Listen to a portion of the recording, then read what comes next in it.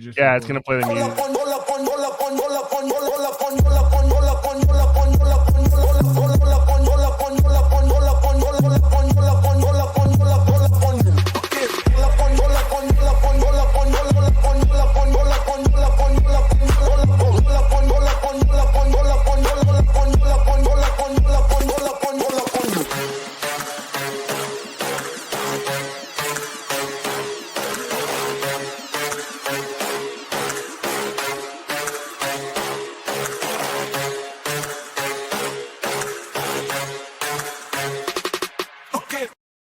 Good morning, comrades. You are listening to Good Morning, Comrade, WHIVLP New Orleans 102.3. This is Good Morning, Comrade. Jeff and Robert on the show.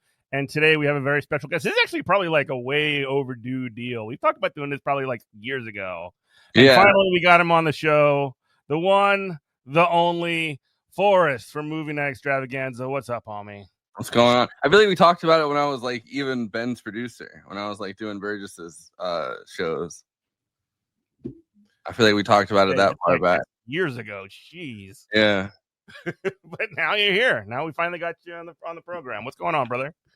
Nothing. I'm sitting here in Akira's Neo Tokyo. I like that like I got a green screen a few months back, and for like I don't know, like I got a bunch of new like equipment for my birthday or whatever, like treated myself to it, and I got a green screen that I just like now project like on the when the election happened, I just like put the like as if like the White House was behind me, like I was on the news. Mm-hmm. And I was like I'm reporting live from the White House, and just like did that as a bit for like the 9 hours stream that we did. Oh, that rules, dude. So we're recording live. Just Jeff left out. We're recording live from the Luigi Mangione studios, sponsored by Luigi. No, but we were talking about psychopaths and really how it related to like Brian Thompson and how like psychopathy has a interest to the ruling class. I mean, one, because the majority of them are psychopaths, and then also like the ruling class is like, yeah, like psychopaths have an interest to us. So we're not, because they're the people who are going to want to hurt people for money. They're the people who are going to hurt people for little money, like, you know, cops and military. And they're the people who are going to be your CEOs. And I just want like to finish my statement. I watched, because we were talking about, you know, psychopaths throughout history or whatever. So I used to be a cop, and I used to have a real like unhealthy addiction to jail shows and prison shows. So like when MSNBC used to show like jail shows at like 11, yeah, I would be hooked on that. But I remember watching one of them. This guy stuck in my head. Just imagine in your mind like what he was like an extra in like American History X, just like the biggest hulking mass of white supremacist skinhead you'd ever seen. Yeah. And they were sitting there talking to him, and he said, you know, I was just born. He goes, you know what? I was just born in the wrong time. He goes, if I was born 500 years ago, I would have been respected. I would have been a knight. I would have been out there in the field, you know, on the field, cutting people's heads off. but like, yeah, but I understand. I'm like, not 500. I didn't go back far enough, but just say medieval times, whatever. They say, you know, in medieval Europe, I'd be a knight. I'd be cutting people's heads off for king and country. I'd be respected.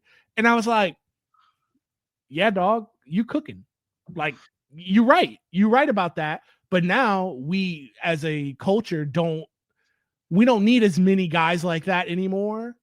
We need guys who, you know, when I say we, I'm talking about the ruling class. I need guys like, you know, Brian Thompson, who was a mass murderer and a torturer, but he did it with a suit on and with a pen and not a sword or an axe. Those are the kind of psychopaths that we love now. There's the whole thing about like colonialism and like the people that you send to the frontier, right? Like the people that you send to either the new world or the people that you send to like the quote unquote like Orient or whatever, right? Like any part of your like empire that's not like the metropole. The people that you send out there to other parts of your empire to like conquer and colonize are like the craziest people in your society. And we do have that today because we still have Israel, where they're doing the classic American version kind of that, where it's like you have like literal like settler colonists that go into, you know, like Palestinian villages and kick families out. Like that's the same basic function. And those people are operating on such a deeply like psychopathic fundamentalist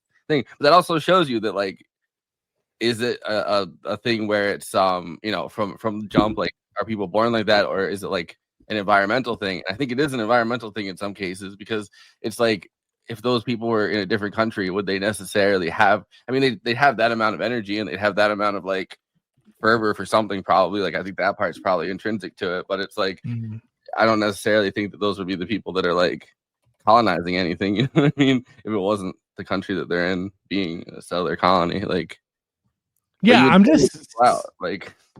Yeah, to triple down, I'm just super interested in the kind of violence, and I'm super in the kind of violence and the kind of savagery and barbarism that we accept now as in the West, in this dying empire, because it's like you can literally do whatever you want as long as you have a badge, a suit, or a uniform, and no one questions what you do.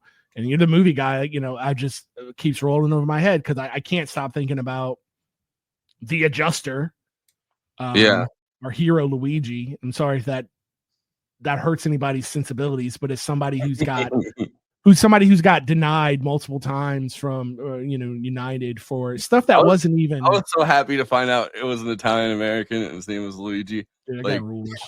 I was like, yeah, my people, they're back. Absolute legend. But it's like old school. It's very old school in the sense that, like, I mean, again, the anarchists of the early 20th century were all Italians. Yeah.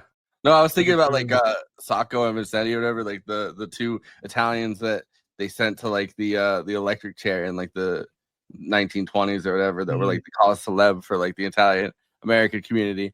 And like all those guys, like a lot of those guys at least, like the original anarchist that all those guys followed was like, say it was like Luigi Galliano or something. Luigi Galliani. Yeah. He was another Luigi. Like, these Luigis just come down in history. And Paisans. Yeah, this guy's name is just I thought when they first released his name, I thought it was a fake name. He sounds like a boxer in Mike Tyson's Punch Out, like Luigi Pizza Pasta. Like, of course. He also did the most careful assassination, right? Like, he dropped the backpack that had the crazy Monopoly money, which is like the most gangster shit anyone's ever done. And he like wrote like denied, like he did all of that crazy cool shit. And then he like just posted up at a McDonald's with the gun still on him and a written confession, and like seemed like he wanted to get caught. Yeah. Yeah, a guy like that is checked out. Clear. Like, he crossed the fear barrier and is checked out. I thought it was. He's been doing theater since he got arrested, even. Like yeah, absolutely. He station, he was saying. Oh, you're gone, Jeff. But what I was going to say is, if you, the thing that it's been talked about by people smarter than me as a joke, but it's like, if Buddy would have respected the boycott, if he would have respected BDS and not got his face on camera at a Starbums and not been at a McNasty's. He went to Starbucks and then McDonald's. He really did. Bro. You went to all the boycott places you're not supposed to go, big dog. Like, what are you doing? Did you see that the snitch actually might not get the money? Yeah, I heard that. I don't believe that. I don't believe that 100 at all. And here's why.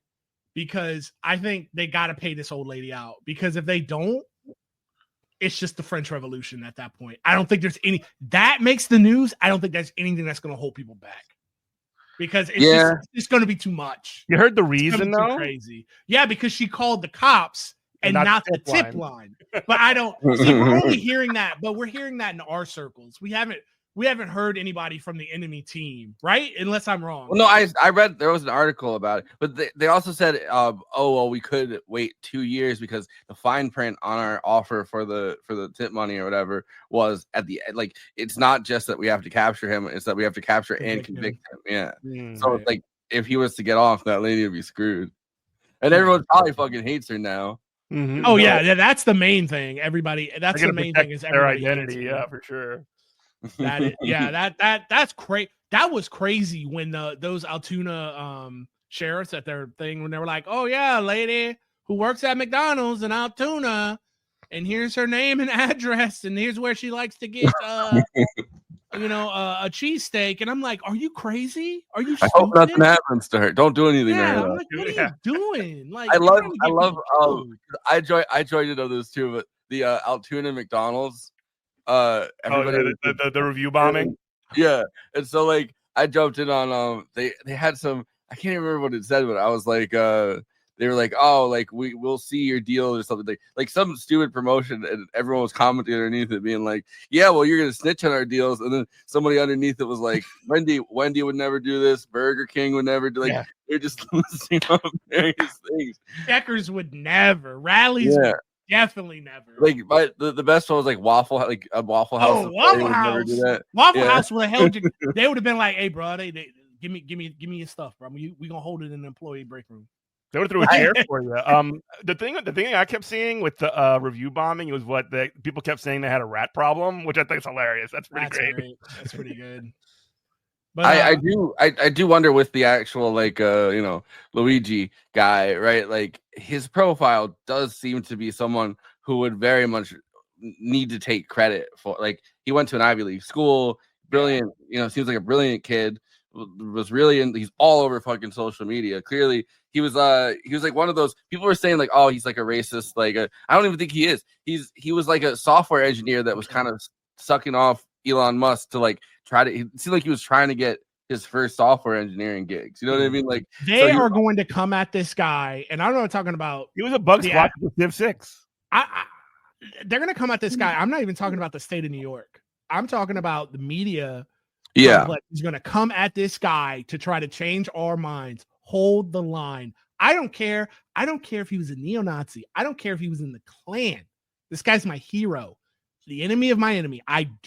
There's nothing you're going to tell me about this guy that's going to make me change my opinions on him and stop putting money on his JPay. Sorry. Like, it's just not going to happen, dog. And honestly, and before I forget, this is stuff that Jeff and I always talk about. Like, I personally am sitting up here on a podcast that's going to go out worldwide, Fed posting. People are Fed post. I had to change my mind. I used to be like, y'all need to stop Fed posting. Stop. But now I'm like, oh, it's over. Like, there's no reason. If you're not Fed posting now, you're being weird, because if everybody's on the list, then there is no list. So just let it rip.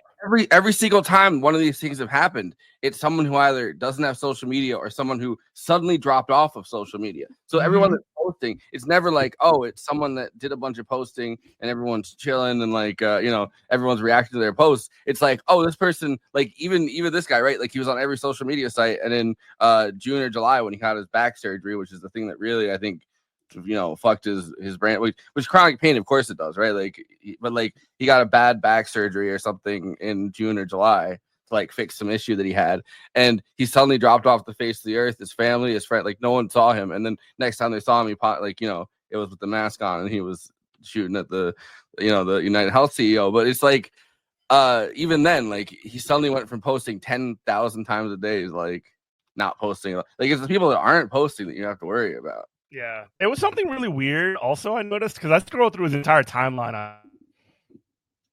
You're gone again, Jeff. So I was in New York this weekend. I'm in New York right now, but nice. So it's like that was my first time in the city. And we went through Times Square. Like we walked by it, and like I was going to take a cool picture, but like my mother-in-law, I was with her. She's like, "No, that's it." I'm like, "This lady just paid for me to go to MJ the musical." I'm like, I'm not going to disrespect her like that.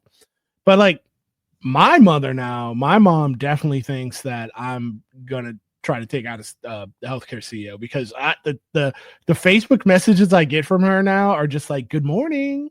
Like she's sending me pictures of like cute cats. She's sending me all kinds of stuff because she's like trying to cool down the temperature. I mean, I almost want to believe when it happened. Like when I told her I was gonna be in New York, and then it happened. I wonder for a moment if she thought. What we need is like we need somebody to do that for the entire country, like because they do that. They kind of have that in China. Like when you look at like Chinese state media, it's like cute pictures of like a dancing panda like one day, or like a lot of the stories are just like a cool bird spotted at whatever. And like I feel like we need someone to do that for the entire country. Like we need our news to stop being like some guy that's been eating fucking junk food for like the entire weekend and comes in with red face, like clearly hungover, shouting about like immigrants. And we need to stop doing that. And we need to have like every media like thing needs to have like multiple stories about like cute animals and like really bring down the temperature on everything. You mean like actual Douyin, actual real TikTok? Every time I get that stuff on TikTok, because I'll get like Chinese TikToks. and I'll just put in the comments, I'll put Xi Jinping, please just keep me here. I'm trying to be on the real uncut TikTok. Don't send me back to that hellhole. I'm trying to watch old people cook and dance and sing Chinese songs. But like, I feel like the news needs to be like that. Like, I feel like society would be so much better if I could see that like once like video games and Netflix and Love is Blind and all that other stuff, like the NFL, once it wears off as like opium of the masses, I could see the next kind of societal control being, toxic, sort of optimism. I could see that. I mean, it's not even like it's just like it's things that are infantilizing and calming, right? Like it's trying to like bring down the temperature and be like, you don't need to revolt against the system. Come on, like calm down. Which is why they probably kind of do it in China. New Call of Duty's coming out. Chill out. Come on, you want to play that. The infrastructure behind like U.S. media has gone completely the other direction. They're like, hey, the only way that we could get people to stay on social media sites or to keep watching the news is like we have to really amp them up, especially like old people. We have to really, really amp them up and make them feel afraid, and then they'll keep watching. And like it's almost counterintuitive in a way, but like as long as we keep things at like a fever pitch, but then society has become more violent, more bigoted, far more bigoted, like openly for like, because I feel like I'm not saying it went away for a little bit, but it got like less overt, right, for a second, and then it got way more overt after that. Like I feel like all that stuff has been like pumped into everything because it's like, listen, if people are feeling real xenophobic and people are feeling real angry and like afraid of stuff, like those keep watching TV. It's like 100%. So we need to go the opposite direction. We need to be like brown bear spotted in park or something, and just it's like a video of like a bear kind of walking through Central Park, and you don't even know if it's a guy in a bear costume or just like a bear, like trying to figure it out. Did you hear about the bear that robbed they're like, oh, a bear robbed a car, and it turns out to be a guy. Yes, he had like bear claws. I was like, this is the dumbest crime I've ever. It's the kind of thing like you're an insurance adjuster, like you're like, come on. Yeah, I think that guy needs to be free, and I think Luigi needs to be free. Free them. 100%. Free my boy. You got to bring him home. You got to free my boy Luigi for sure. Yeah, I just kept, the first thing, you're a movie guy, so the first thing I thought of when it happened was when Luigi was out there doling out justice was the soft King of Comedy remake of the Joker. It's like everybody is tired of, it's hilarious and everybody's tired of pretending it's not. And then I thought about like the Nolan verse Joker, it's like genocides and people are murdered all the time. This guy was a mass murderer and nobody cares. But one little CEO who loses their mind. Yeah. One little CEO and everybody loses their mind. Exactly. That's 100%. And the comments on those videos, because I went back and watched the clips, the comments are just like, this is so real. This is so relevant. This totally is not current events right now in America. And I'm like, yeah, I know. But I don't, I've heard a lot of. I will say that not everybody loses their mind. I will say that like mainstream media and like a bunch of select politicians lose their mind. The people that we're supposed to listen to as some kind of moral. Oh yeah, no. But like normal people are just like, oh man, like that's kind of rad actually. Yeah, because they just see through it. Every politician I've seen, I go into Open Secrets and I try to see how much money they've taken from healthcare, like the health insurance industry, and it's always they've taken a bunch of money from the health insurance industry.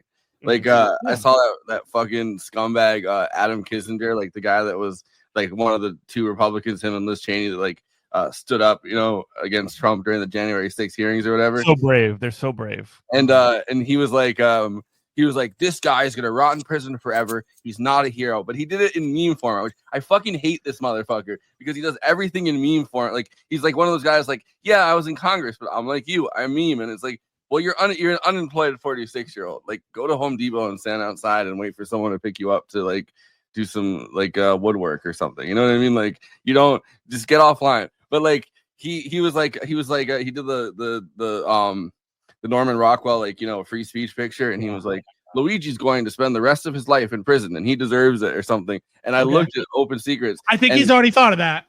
And the Blue Cross Blue Shield had like paid this guy like $80,000 or something. And I was like, he's clearly like it's so open that he's just in the bag for the healthcare industry. And it's like everyone's just ratioing him being like, remember when he voted against the Affordable Care Act, bro? Exactly. But it's just such a dumb thing to say, and it shows how out of touch these people are with actual like how society runs on our level, on a street level, and how it works. Yes, I'm pretty sure that Mr. Luigi had already run through that in his mind. What he thought he wasn't going to get caught. He's already been like, yeah, I'm checking off of life. I'm going to spend the rest of my life in a cage. I'm committing this murder in New York State, which does not have the death penalty. And I'm like, anybody who knows anything, ask your average guy. I have a little bit more. I worked in a jail. I was a cop. I have a little bit more knowledge, but ask your average guy here in New Orleans or in New York on the street, like, what do you think his life's going to be like? He's going to be the king of whatever prison he gets sent to. He's going to be, they're going to sit around the pod or on the yard once a week. And the hardest guys, are going to be looking at him with doe eyes and go, man, Luigi, tell us the story again. Yeah. Tell us the story, dog. He's going to stay. I mean, seriously, I'm not joking. Like, I'm putting money on the man's books. He's going to stay in honey buns. He's going to have so many honey buns. Exactly, my dog. Like, yes. he kind of solved his own problem there. The guy, this guy's a legend, dude. He's the modern day John Brown. And as many people as I've seen, like, and the thing I just talked about is like, oh, this guy's the real life Joker. No, he's the real life Punisher. He's not. He's neither of those. He's the real life Spectre. And if you're familiar, like, the Spectre is a weird character in DC who's like the strongest character in the DC universe because he's literally the manifestation of the Abrahamic God. So what the Spectre does is, whenever you think you got away with, we're like, ooh, Superman has no idea, and I fooled Batman, and now I've gotten away with my crimes, and all the loose ends are taken care of. Then the Spectre comes knocking and goes, you didn't get away. I know what you did, and you're gonna pay for it right now. That's who Luigi Mangione is, or whatever.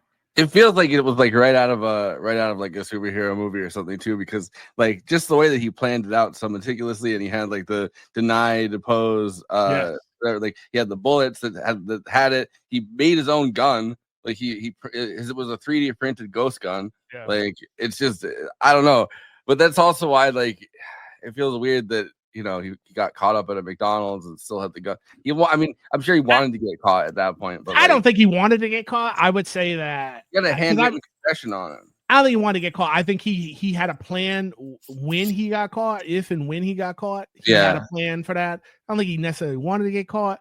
And then also, let's don't forget that people who like commit executions on healthcare CEOs in the street of New York aren't necessarily the most rational actors. Mm-hmm. So people are like, oh, this is a setup because why would you do this? Why would you do that? I'm like, we're not talking about a guy who kills for money. We're not talking about Carlos the Jackal or Glogo 13 or something. We're talking about a normal guy who was in a lot of pain, and he stood all he could stand, and he couldn't stand no more. So but that's not going to be a rational actor. He did it Hitman style, which is the crazy thing. Like, I don't think I've ever seen somebody just get taken out that way. Brother, my first thought was when I saw that video. Honest to God, my first thought, like, you wanted the only conspiracy thought I had that wasn't like Occam's razor was when he cleared leather. He went to the cup, which the cup is a law that they teach you that in police academy. Yeah, and his weapon malfunction, and he did the sports. He did the tap rack bang, cleared the jam, and got on with his life. Yeah, I was like, very experienced. My first thought was, who's the healthcare provider for the NYPD? Yeah. And then, my wife looked it up. She's like, oh, it's Anthem. And I'm like, darn. I was like, that man is cop code. Anthem takes out the competition. They're like, I don't want United Health is moving in on our turf. I just feel like it makes more sense when you realize he made the gun. Like, You know, like he definitely practiced with it because that was like a homemade. He was a 3D printed gun. Like, isn't that like anti-Italian though? Because you're supposed to like if you've got the ghost. You should have a Beretta. Well, I'm saying like no, it's fine. The ghost gun is a long time honored tradition in mafioso. You know, if I've learned from the documentary The Godfather, you're supposed to take the weapon that's as cold as it comes and is noisy for a reason. And then when you shoot the guy, you're supposed to drop it on the ground and walk off. You're not supposed to take the weapon with you. That was the only problem I had.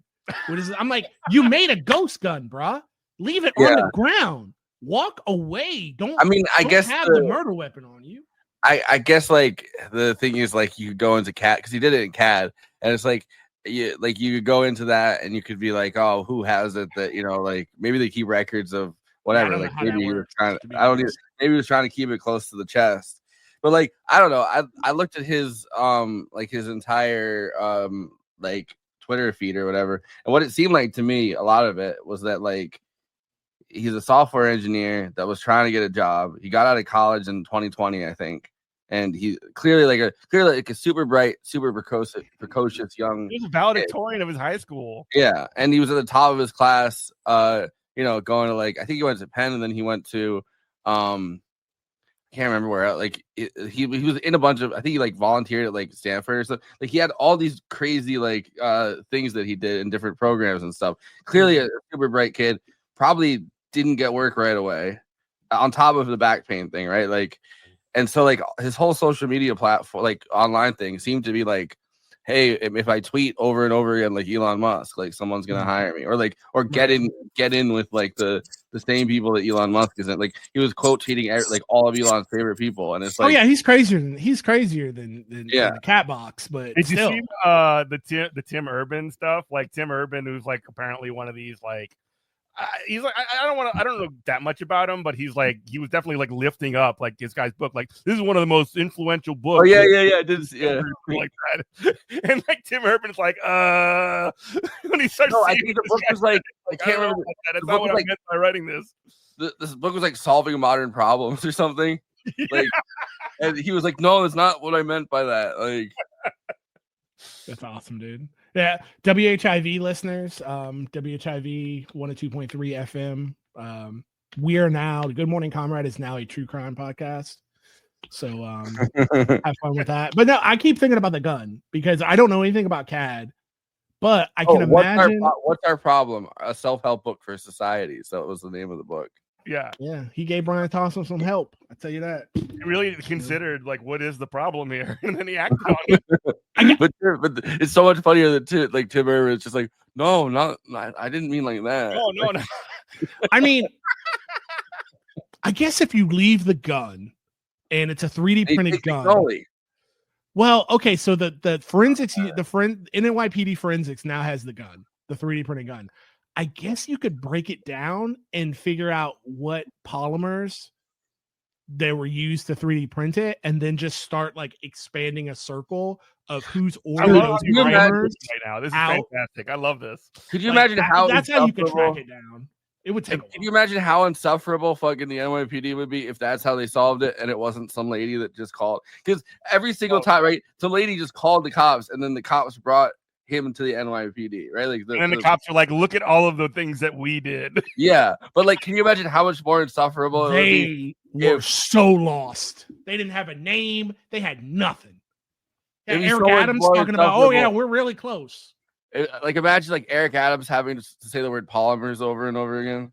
Like polymers.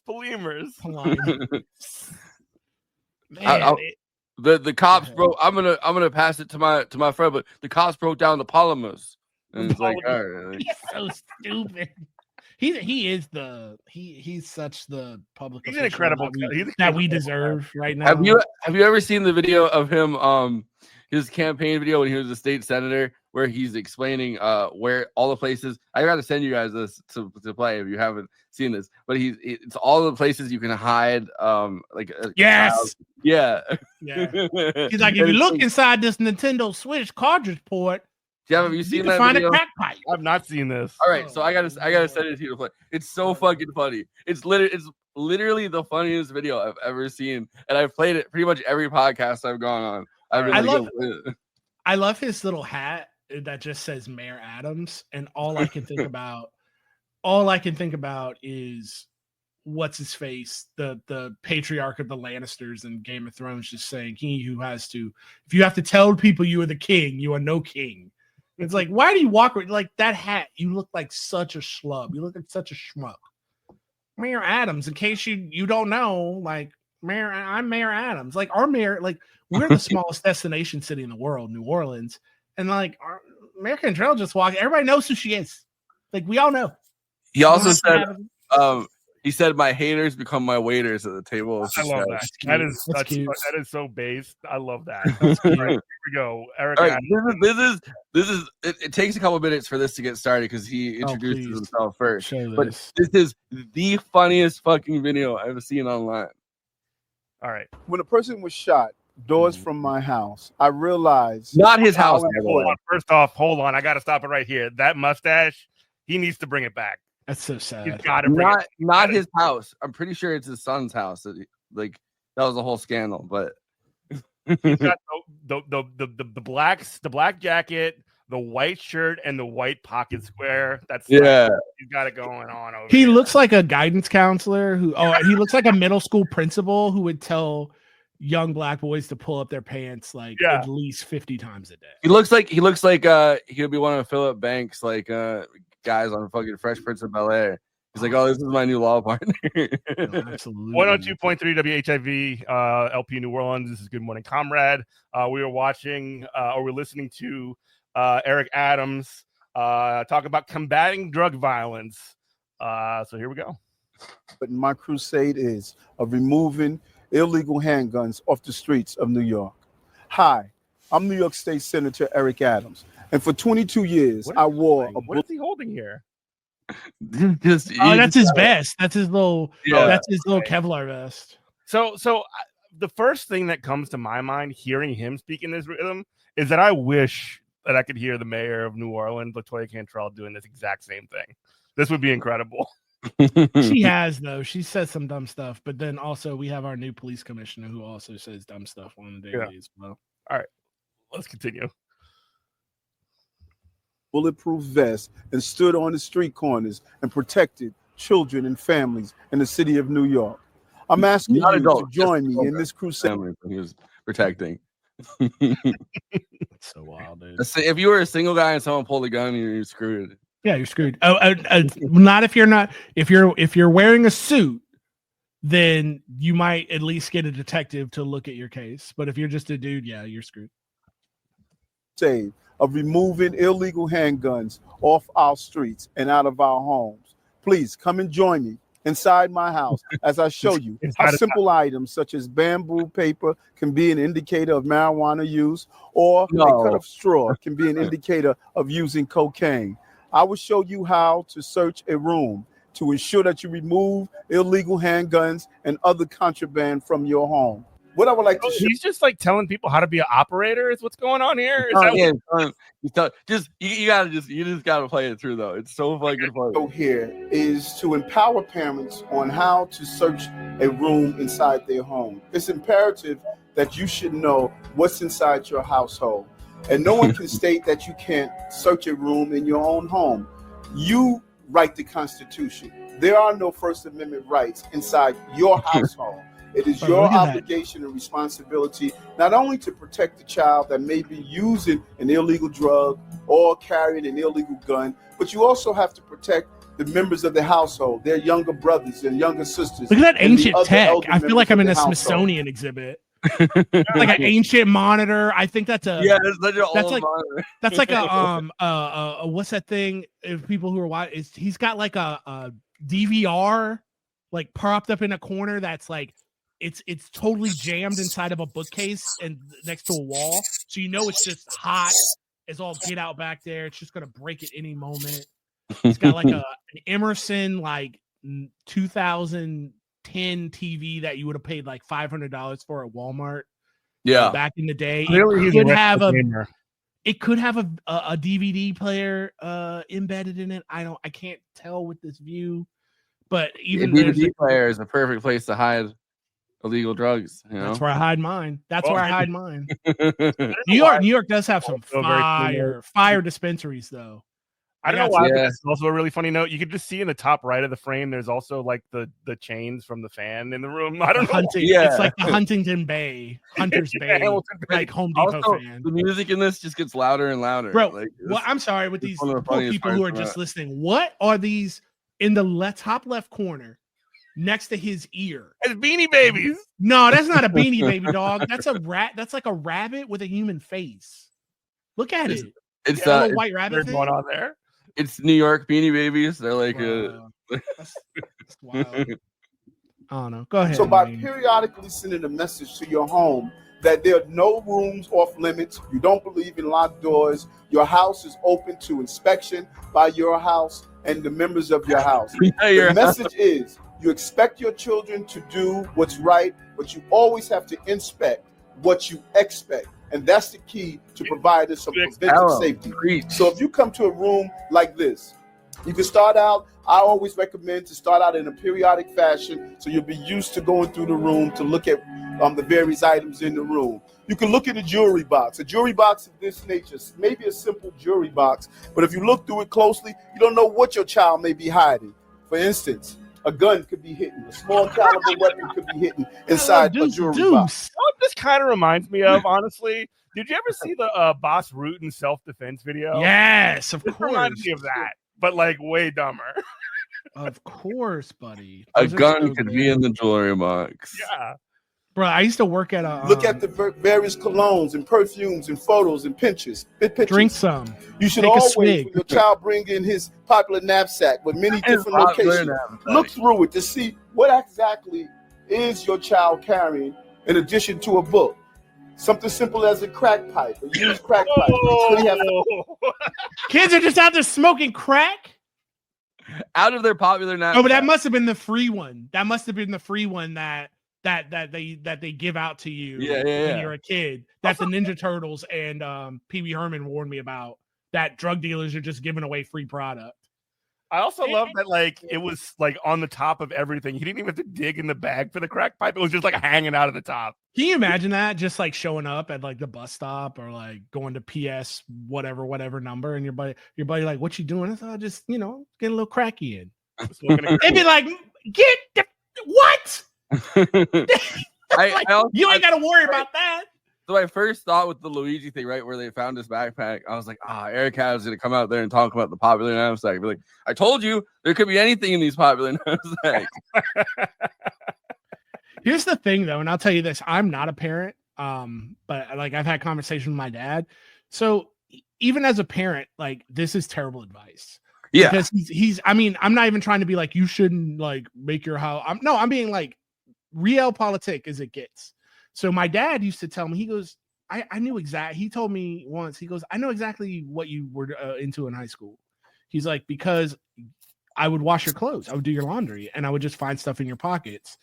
And like, you would just leave stuff out. And I knew when you had detention, I knew when you were suspended and what for. I would call the school and be like, what's going on? And it's like, and I never told you unless it got super serious because I didn't want you to become good at hiding. I wanted you to just throw stuff around like you were doing. I knew if I came down on you or for stupid stuff, you would just learn how to just hide it. And I was like, that's genius. So it's he also has a whole book. He has a book that like for parents about like keeping your kids off drugs and all of the stories. One of the newspapers that does like an online publication, whatever, tried to track down. None of the stories were true. He just made them up. Of course. I'm just sort of like thinking like this is like he's like doing a Darman thing, but like for just like drugs and trying to scare the yeah. Bum, dog. Man, that guy's a bum. I hate him so much. Who's a bum? Eric Adams. Oh, he's just like so shady. Like as politicians go, he's like the slimiest of. Like, I wouldn't believe if I was in New York City and I asked him like where the nearest dollar slice was and he gave me directions, I wouldn't believe him. I'm like, he's obviously sending me to go get killed because this guy's just the vibes are in the gutter. by an NYPD guy that's gonna run your pockets. Like, so I tell you, and before we get funny New York story, my bad little sister-in-law was just smoking a joint like on the street, and like there was this like she was kind of hot. I ain't gonna lie. There was this like Yesenia like Latinx baddie cop who was like standing next to us, and she's like, "Can you not blow that in my face?" He was like, and my sister looked at her, my sister-in-law, and said, "Can you leave me?" Because she said, "Can you go find that man and leave me alone?" That girl was so mad. She just and then just turned turned her back. I was crying. That's so funny. This is a discussion piece where you should start speaking with him to find out what is he doing with it and the whole use of drugs. This invokes conversations. Look at picture frames and behind them, cameras. Try to determine what's taking place. Behind a picture frame, you can find bullets. What does that mean to find? Why are the bullets behind a picture frame? It's just there. You put the gun in your jewelry box, but you hide the bullets all the way on the other side behind the picture frame. Because that's a separate charge, dog. You don't understand when they come down. You got to keep the bullets separate. It's the same thing when we were told when we were kids. You gotta keep your drugs in one big bag, or they'll try to get you for distribution. These kids are smart. You got to listen to Eric Adams. These kids read the law. They know. Bullet doesn't mean your child is carrying a gun. No. Where there's smoke, there's possible fire. Where there's a bullet, there's possibly a gun. You should engage in the conversation and find out what are they doing with the item, and this empowers the parents. Look at all the items inside the room and feel around and see what's the possibility. Something simple as a baby doll. It could be just a baby doll, but also it could be a place where you can secrete or hide drugs. How much weed is that? Your kid is like Pablo Escobar. Like they are moving weight. That's like a half pound. He also put the drugs into the baby doll. Like the drugs weren't in there. He was like, it was a little bit of a sleight of hand there. I think like that was actually kind of a cool trick that he did because like I didn't know that he had drugs with him like right there immediately. Next, he's like a magician. He's got like drugs in his hand and he's like stuffing it in the thing. Like I think that was kind of a magic trick. All right, now he's looking at some pillows. Look at who knows what they got in these pillows. And see if you feel anything that's unusual. Like a pillow like this with a button is a perfect invitation to hide something. I've felt something bumpy. I will reach in and see what it is. This one could be hidden inside a pillow, a gun. Maybe something that you'll think that can't be hidden there. Like snub nose revolver too. They don't make those like. Y'all lose that. He said, I felt something bumpy. And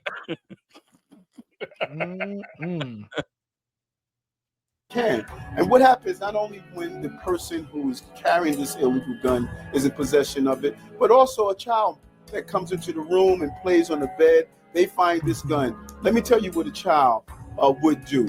A child would take this gun, and because the trigger pull is so hard, they normally take the gun and they point it in their direction to pull down on it. So many gun accidents take place merely because a child discovers a gun in the room and believes it's a toy, and they play with the gun. Just look and see what's inside your bookcases. It could be more than just books. Perfect place to. This is like I thought he was about to say, look and see what's inside your gun. I was gonna be like, just look at it. Just hold it up and look at the gun. So far, he's found crack. That live bit. Like, what's going on here? He found crack so far. Like, besides the guns, right, and the bullet, he found crack. He found weed. He found like this coke that he. If you're finding that much crack plus a crack pipe in your kid's room, first conversation we have is go ahead and take this Notorious B.I.G. Ready to Die album, and we need to listen to it until you understand the 10 crack commandments of not getting high on your own supply. I hope. Are you smoking and selling? What are you doing? If you're just selling, it's okay. Yeah, if you're selling, that's fine. Whatever. High cocaine or other illegal substance inside the room. My message to you: you have an obligation to protect your home. The First Amendment does not apply to the right of parents to go through their homes to remove contraband or Adam, any other unsafe I don't think item. anybody needs There to are tell no you First that, Amendment dog. rights I think we in all your know home. that. You have a duty and obligation to protect the members of your household. You tripping on? All right, what did we learn, guys? What did we learn? I learned if you feel something bumpy, it might be a gun. Yeah, especially if it's in a buttoned-up pillow. Like, that's sus right there, isn't it? Robert, what did you learn, bro? Don't get high in your own supply, but I already knew that. Yeah. This is remedial. This is not anything that I need to know about. But no, that guy's a clown, dude. He's a clown. I know, like, there's so many clown mayors throughout the country, but he is like, how you gonna be a clown and also like you're bought and sold by Turkey for like bringing nothing. Turkey into it is so crazy too. Like, because we had like Bob, of course, Menendez. Recep Erdogan is involved. Why the hell wouldn't he be? But you have like Bob Menendez earlier this year, and he's like taking money from Egypt, or like they finally like made it official, like that he's taking money from Egypt and like gold bars. You know what I mean? Like they're giving him gold bars, and I feel like I was getting bored of just like gold bars. That is so awesome that it's like literal. They were giving Bob Menendez and his wife gold bars, but like I feel like it was getting boring. It's just Russia, it's China. Every time something happens, like then they brought kind of Iran into it, and it's like all right, but like those are our but like Egypt and fucking Turkey are like allies of ours, and now they're paying people too. Like, let's get some more, let's get some more lobbies in on this. The getting is so good for like, if you're in Congress right now, you could get like, so whatever bag you want. It's incredible. Like, I don't know. It's just such a big deal. Like, I mean, are you telling me that like Lindsey Graham and all these other freaks aren't doing that too? There was such a good, like, breakdown of like the charges that, Eric Adams had, and a lot of it was just they were like Turkey was giving him airline tickets through Turkish Airlines, but anywhere he went, he'd have to do a layover in Turkey, even if it was like nowhere near Turkey.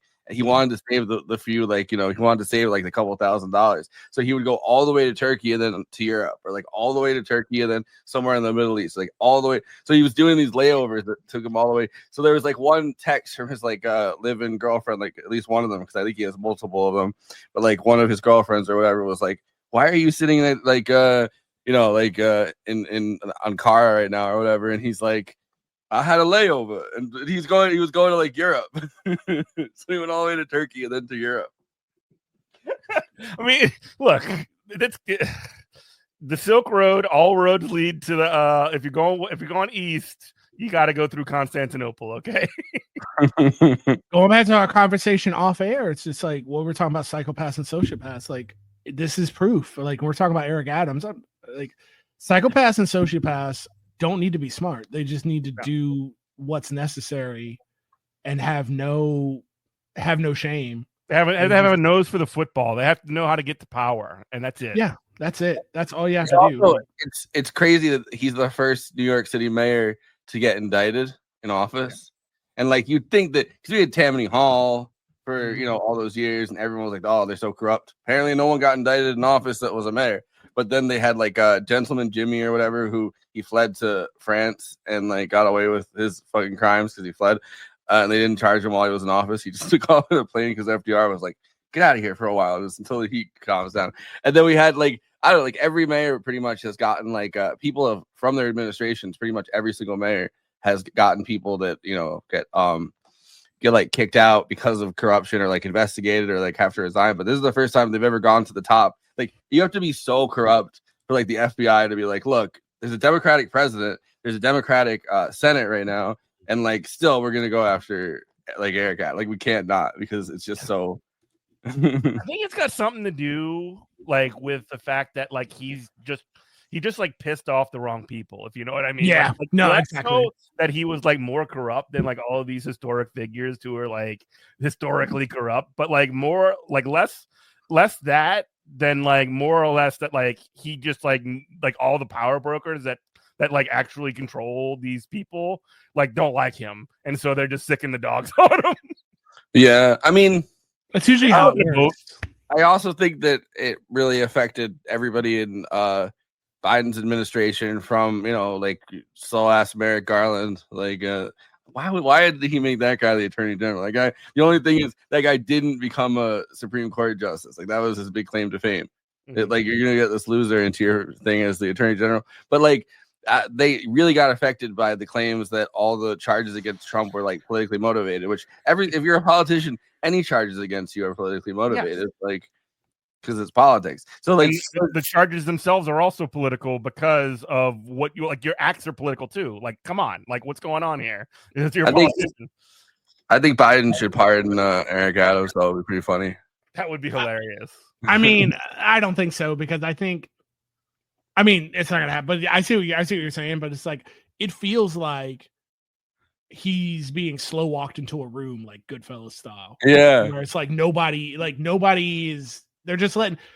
There's a way to make these. We live in a sick society. There's a way to make these charges go away, and nobody's stepping in the way of that. Yeah. It's the same thing with Trump. Like when Trump first got indicted, we're like, this probably wouldn't happen to anybody else, but you've pissed off so many people that no one's stepping in the way and being like, everybody's just like, well, let it go, because it's like we don't really need this guy served his purpose, and now we can just discard him.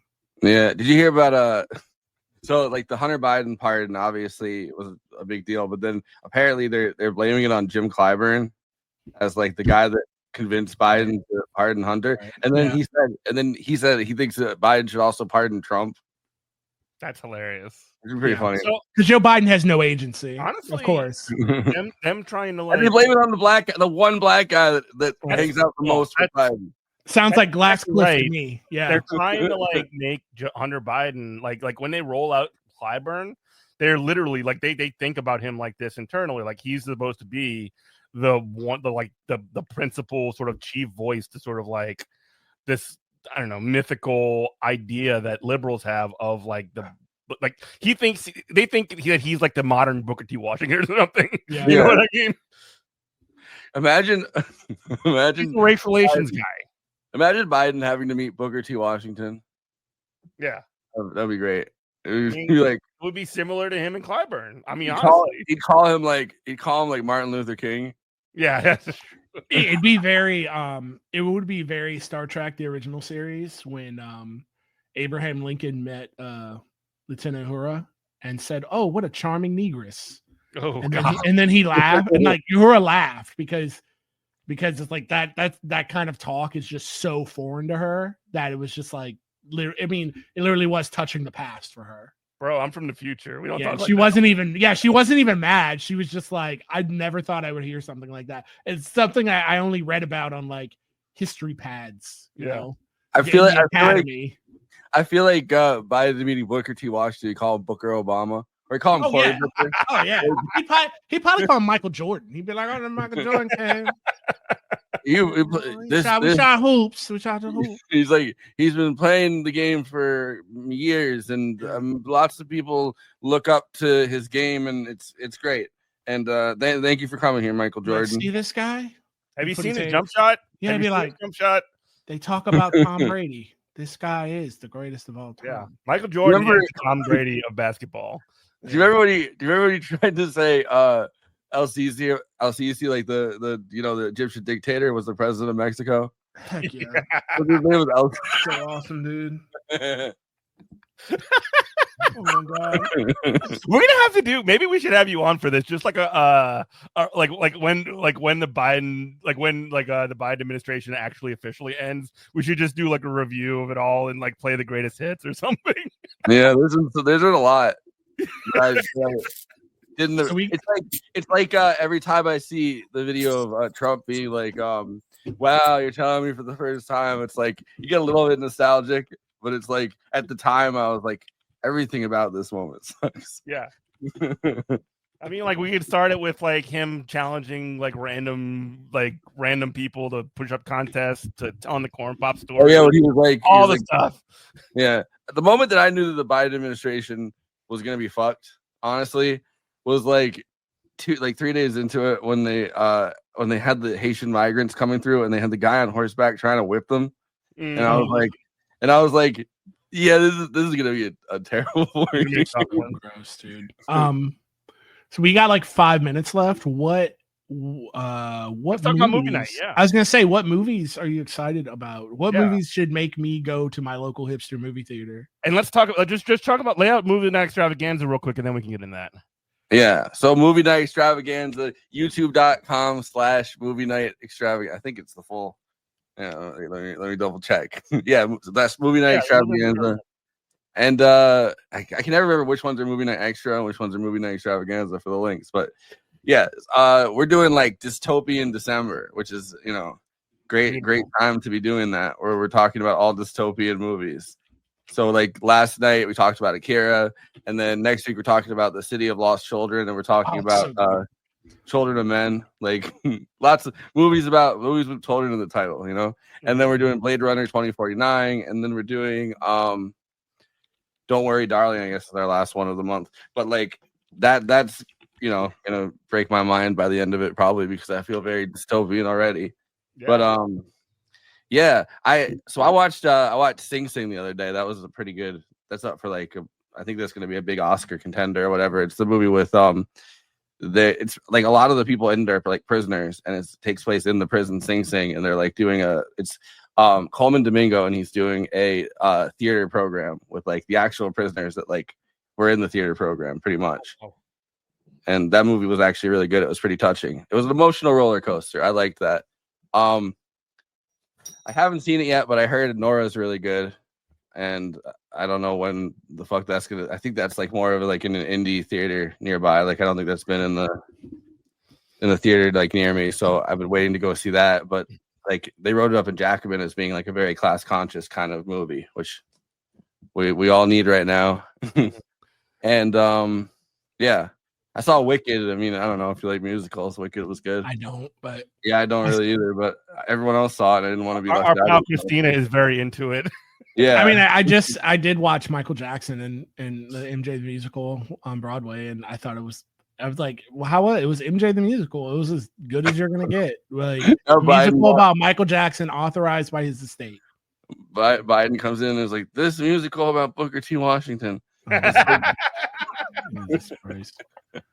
Booker T. Washington sure could dance, Jack.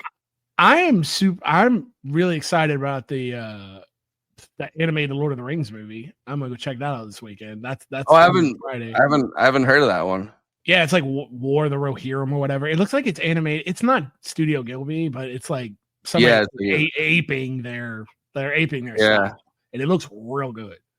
So anytime I can watch anime in a theater, like I'm about that. And I rewatched the trilogy this summer. No, I mean it obviously fucking holds up, but like yeah, absolutely. We talked to some guy that Conan knows, Mike Moraski, that was like he was one of the guys that was working on the effects team that did the entire Lord of the Rings trilogy, like back to back to back. Mm-hmm. And it was like we were talking to him about the whole like computer generated / like practical effects side of it, and that was pretty fun. Dope. Yeah. I'm also like super hyped for that the Nosferatu remake, because I'm like finally a movie that actually needs a remake. Like that's how remakes should be done. Like it should be like, oh, the original director wasn't able to, like, because of technological limitations, able to like expand on their vision. This is what we think they would have done if they had the same tools. Yeah, remake everything that needs that. I watched.